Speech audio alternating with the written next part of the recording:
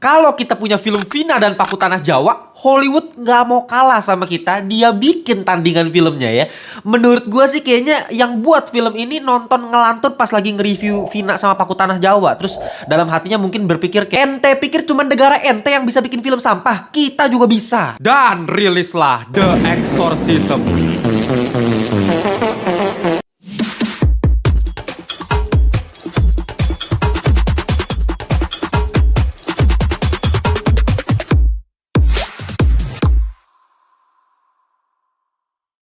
Welcome back to Ngelantur Indonesia. Skui nonton, skip, blow on. Jangan lupa kalian semua, kita kembali lagi di segmen review. Dan selalu gue ingatkan, review dari Ngelantur selalu non-spoiler. Dan kalau kalian belum join grup Telegram, gue ingetin lagi nih, linknya di bawah. Kalau kalian pengen join sama 2.600-an Ngelantur Corps yang lain, ngobrolin seputar perfilman, TV series, dan hal pop culture lainnya, join aja, feel free aja. Oke, langsung aja, nggak usah banyak bacot. Kita langsung bahas aja film yang satu ini yang bikin gue nggak habis fikri ya. Gue setelah keluar dari pintu bioskop, udah kayak, anjing, salah nonton film gue ya. Gua kira gitu kan, bayangan gua, ekspektasi gua ketika nonton film ini dari posternya kan, ini kan mirip sama The Pope's Exorcist tahun 2023 tahun kemarin.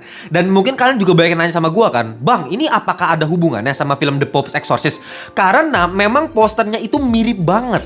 Udah aktornya sama-sama Russell Crowe, pakai baju poster, sama-sama brewokan, sama-sama megang salib. Udah sama percis tuh posternya tuh kan. Tapi hasil filmnya sangat berbeda jauh ya. Kalau di film The Pope's Exorcist kemarin kan si Russell Crowe bener-bener jadi pastor beneran gitu. Emang speciality-nya adalah pengusir setan. Sedangkan kalau misalnya di film ini, dia cuma jadi sekedar aktor yang berperan jadi pastor pengusir setan gitu. Jadi ini adalah film di dalam film. Sedangkan kalau yang ya, tahun kemarin The Pope's Exorcist ya bener-bener film pengusir setan. Ya itu aja udah beda. Jadi kalian buang jauh-jauh lah kalau kalian punya ekspektasi kalau misalnya film yang satu ini bakal mirip nih sama The Pope's Exorcist. Ya untuk review kali ini kayaknya gue gak bakal review panjang-panjang ya. Reviewnya singkat aja deh, karena gue juga bingung mau ngomong apa ini. Ya mau bahas apa, ceritanya gak jelas, teknisnya amburadul, actingnya hancur semua. Ya paling gue bahas dari sisi jelek-jeleknya aja, maki-maki doang nih hari ini. Ya sebenarnya dari premis, ya jujur aja sebenarnya premisnya menarik. Karena ide awal terbentuknya film ini berasal dari masa lalu dari sutradaranya sendiri. Ya sutradara dan penulisnya sebenarnya, yaitu namanya Joshua John Miller. Yang plot twistnya, Joshua John Miller, kalau kalian cek di Wikipedia saat ini juga, coba dicek siapa bapaknya, yaitu Jason Miller. Kalau kalian gak tahu Jason Miller siapa, coba mending nonton dulu pembahasan Old But Gold gue mengenai film The Exorcist tahun 1973. Yang menarik, Joshua John Miller adalah anak dari Jason Miller yang berperan sebagai Father Karras di film The Exorcist. Ya kalau kalian yang belum nonton film The Exorcist, ya silahkan ditonton. Itu adalah film yang paling OG mengenai Exorcist. Semua film Exorcist setelah The Exorcist tuh udah kayak, ya mau bilang The Exorcism of Emily Rose kan bagus banget bang, ngeri banget. Ya buat gue jauh banget men, masih levelnya sama The Exorcist yang OG gitu ya. Apa The Last Exorcist lah, yang kemarin terakhir The Exorcist Believers lah, sequel-sequelnya tuh.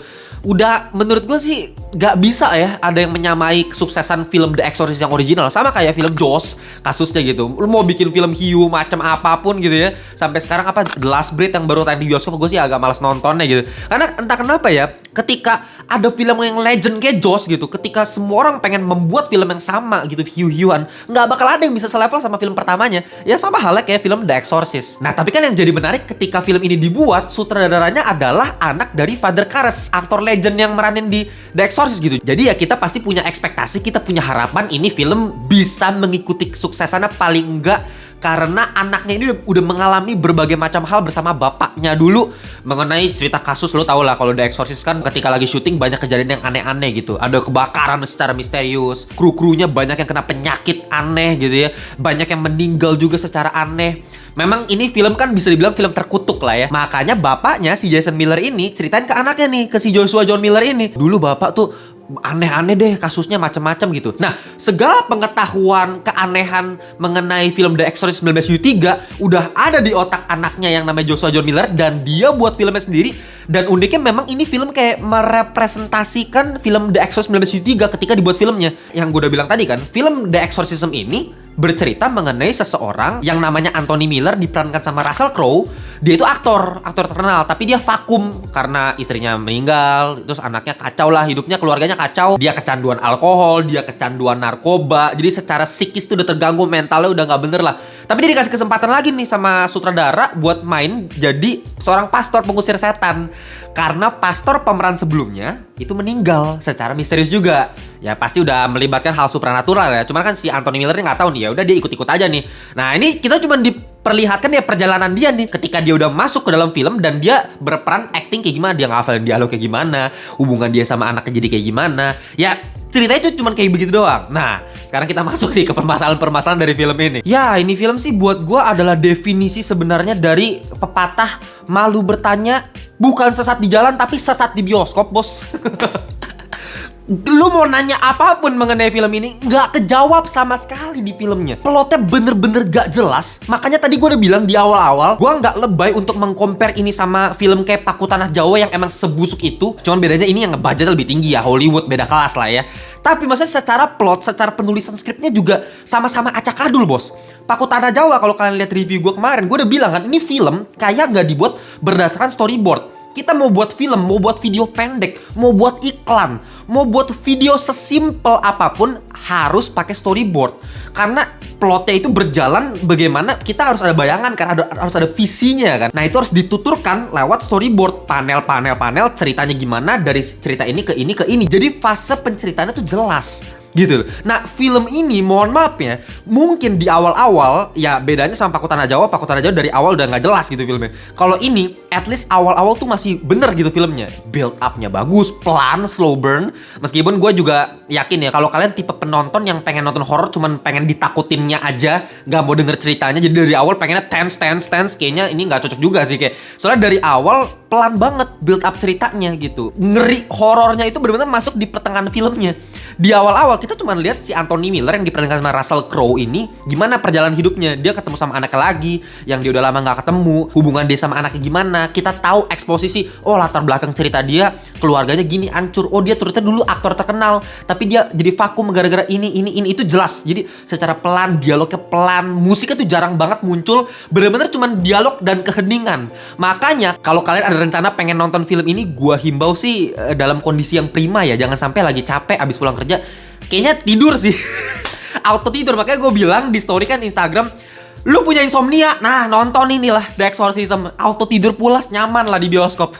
Tapi ya by the way, at least di awal-awal tuh build up-nya bagus. Tapi ketika konfliknya mulai masuk, ketika setan itu masuk ke tubuhnya si Anthony Miller, ya namanya The Exorcism, ya artinya ya si Anthony Miller ini nih yang sebagai pemeran pastor yang pengusiran setan, malah dia yang kena setan beneran gitu di set syuting ya kan. Nah sejak karakter Anthony Miller ini mulai kerasukan, ini mulai aneh plotnya, udah mulai nggak. Gua aja lupa ini cerita itu runtutannya tuh gimana sih, benang merahnya gitu. Hubungan antara scene ke scene tuh mulai nggak nyambung ini. Jadi gue bener-bener kayak mempertanyakan ini scene tuh ngapain, tentang apa, siapa yang melakukan. Dan yang paling parah, gue ingat ada satu scene, dan ini scene krusial, ini penting banget untuk cerita di film ini, tapi nggak ada kejelasan mengenai scene ini sama sekali. Ya mungkin kalau kalian yang berencana mau nonton ini nggak mau kena spoiler sama sekali ya skip gue selama 20 detik lah. Tapi gue yakin kayak kalian emang mau nonton film ini.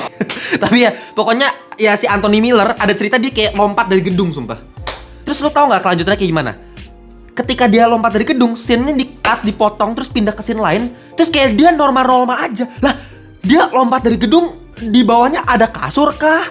Ada tim pemadam kebakaran kah? Atau dia tim itu di mimpi doang dia jatuh? Atau gimana gitu? Gua bener-bener mempertanyakan kayak siapa, di mana, kapan, mengapa. Ini kayak 5W1H-nya tuh nggak jelas. Ini gue yakin banget ya kalau misalnya gua bawa ini film ke dosen gua di universitas gua gitu, pasti dimarahin, dimaki-maki. Lu kerjain ulang tesisnya, nggak ada 5W1H-nya.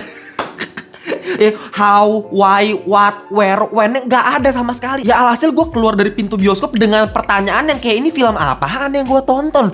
Cuman mengenai orang kerasukan nggak jelas. Ceritanya cuman begitu doang men. Ini gue kasih tau kalian ya, dalam sebuah film ketika kita bikin plot, ada yang namanya premis. Oke, premisnya tadi menarik kan? Nah, tapi dalam sebuah film kan nggak mungkin premis doang. Harus membuat plotnya menjadi berlayer-layer, ada subplot tambahannya. Oh, karakter ini ada penjelasannya. Oh, masa lalu dia seperti ini. Ada eksposisi cerita yang membuat kita menarik terus untuk nonton filmnya sampai habis. Gitu kan, seharusnya kan? Ya gini aja deh, gue kasih contoh paling gampang, The Exorcist yang original nih. Yang original tahun 1973. Ini kan menceritakan seseorang anak kecil yang cewek namanya Regan. Nah, si Regan ini entah gimana caranya, pokoknya dia kerasukan sama iblis namanya iblis Pazuzu tuh. Nah, ada satu pastor yang sebenarnya udah kehilangan iman namanya Father Karras. Jadi ada dua karakter utama, Regan sebagai orang yang kerasukan sama si pastor yang kehilangan imannya, yaitu si Father Karras. Dua ini dikoneksikan di tengah film dan menjadilah film The Exorcist ini.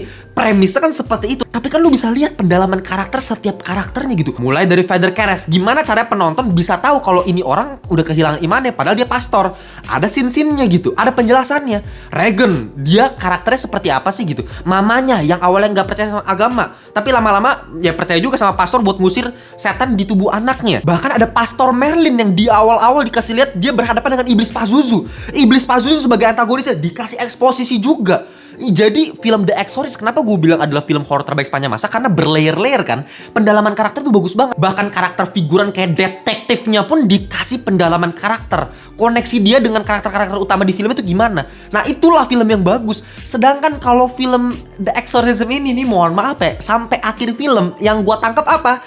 Seseorang yang pecandu alkohol dan pecandu narkoba. Seorang anak yang gay dengan cewek kulit hitam dan tiba-tiba kiss gak jelas. Seorang pastor yang gua sampai sekarang udah lupa namanya siapa. Dan seorang sutradara yang gua nggak tahu dia ngapain aja di sepanjang film. Itulah film The Exorcism ini. Dan gak cuma masalah plotnya doang, tapi masalah actingnya pun aduh ancur-ancuran men. Di sini ada seseorang yang namanya Lee, diperankan sama Ryan Simpkins. Dia merupakan anaknya Russell Crowe di film ini. Actingnya sampah banget men. Gua nggak tahu apakah karena memang acting dari aktrisnya si Ryan Simpkins ini yang jelek atau dari penyutradaraan yang jelek. Bisa dua-duanya nih. Karena flat banget di sepanjang film, gua nggak bisa mengidentifikasi ini orang karakternya gimana. Karena gini ya, kalau misalnya kita nonton film, wajib hukumnya, gue pakai contoh film horor aja deh, nggak usah jauh-jauh genre lain. Ini kita pakai contoh film horor, misalnya film The Silence of the Lambs. Kalau kalian ingat ada karakter yang namanya Clarice Starling, diperankan sama Jodie Foster.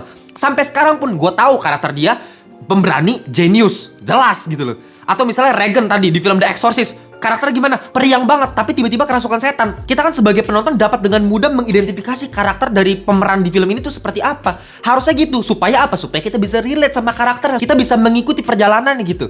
Kayak Regan, kenapa gue bisa di akhir lu cukup simpati ya? Aduh, ini anak kasihan banget. Kenapa harus dia yang dirasukin setan? Nah, kenapa gue bisa simpati? Karena ada karakternya dari awal. Sama mamanya gimana dulu pas masih kecil. Kan gitu kan?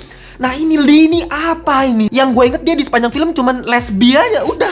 Gue nggak tahu lagi ini karakter apa coba. Atau misalnya si pastor yang namanya Father Connor di film ini diperankan sama David Hyde Pierce. Ini gue nggak tahu pastor fungsinya apa, gunanya apa. Ya gue tahu sih dia berguna untuk di ending, tapi buat di ending doang. Lah dari awal sampai akhir tuh ngapain aja dia? Gue inget sih ada satu scene dia lagi memuji si Anthony Miller yang lagi pakai baju pastor, terus dia bilang, kamu ganteng juga pakai baju pastor kayak gitu. Udah, kata-kata itu doang yang gue inget. Oke, plotnya super berantakan, actingnya jelek-jelek. Mending kalau horornya masih berhasil. Karena lagi-lagi ini film horor. Lu mau sisi teknisnya seamburadul apa dalam sebuah film, at least kalau penonton ketakutan nonton filmnya, itu berhasil lah, at least sebagai film horor gitu. Ya udah kan gue pengen nonton buat ditakut-takutin kan. Tapi mohon maaf untuk gue ya khususnya ya, nonton film ini film literally isi jump scare semua sih. Jump scare yang receh mampus gitu. Kalau misalnya kayak Kemain Paku Tanah Jawa, jump scare dengan setan yang make upnya kayak tolol, pakai soft lens Sharingan. Ya udahlah. Emang budgetnya segitu. Nah ini jump scare tuh kayak yang gak penting semua. Gue bener-bener gak paham sama si Joshua John Miller ini, apakah emang fetishnya dia adalah jump scare atau gimana gitu. Sampai lu lampu jatuh dibikin jump scare, jeng gitu kan.